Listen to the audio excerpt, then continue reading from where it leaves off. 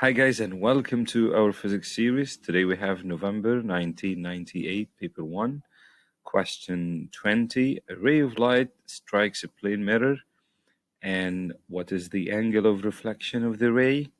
So firstly, we have incident light ray as an incoming light ray. But here it makes an angle which is 30 degree with the mirror, and to determine the angle of incidence, you have to draw the normal, which is a dotted line, is perpendicular to the reflecting surface and makes 90 degree as well.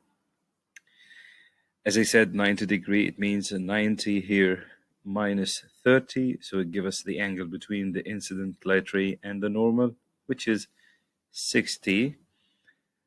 Then we draw a reflected light ray from the same incident point. This is the arrow, and this is reflected ray. Okay, according to the law of reflection, the angle of incidence equals to the angle of reflection. If the angle of incidence here, which is 60, so the angle of reflection must be 60 as well. So this is the angle of incidence, 60, and the angle of reflection is 60. So the correct answer is C.